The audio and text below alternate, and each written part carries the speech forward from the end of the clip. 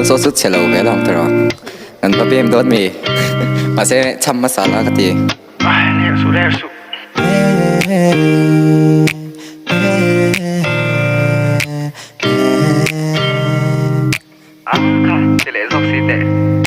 Zalaya sortla allow e Mizin name ng ina unknown name Valadani mo iswa big siya Lima nui na nang inomin siyam Rinom na sa tundayo mintiam Val melcho itan yan email Maganduze lang nga Lang nil mala Kakia nga anhi Tunil limzel mayam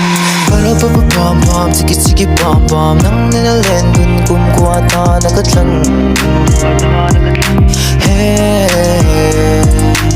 Sakmel moy nuirim moy Fo tika tagay biya nga kan Umring ka tagay kya nga kan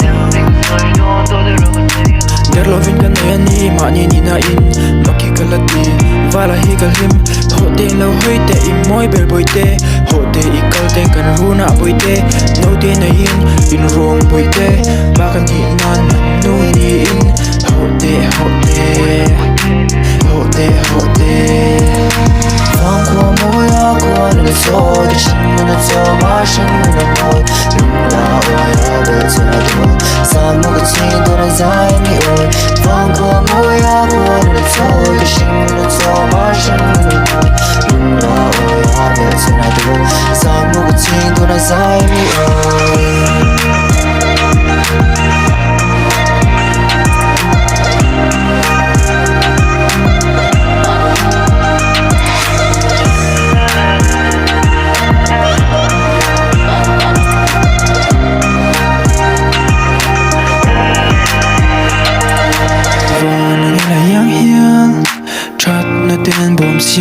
Zelo siya ito na hetiang hinariang hen Gatiam tim kalantiri ito na gawang hiya Kalung mo rin mo, valalung ito mo Magkasang kabuto, katun na nga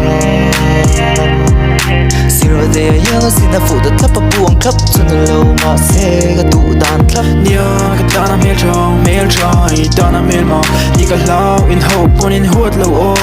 Di tawi tu pon rey lao lao May as well fu waka di ka real lao Trail roll de hial pon a min fiam pon Hoy radang Ngay lai dang lao Ngay lai ka ka lo Vang kwa moya kwa nila so Di shin nuna to ma shin nuna moy Lula oya betu na do San mo kutin do na zay mi oy Vang kwa moya kwa nila so Di shin nuna to ma shin nuna moy Lula oya betu na do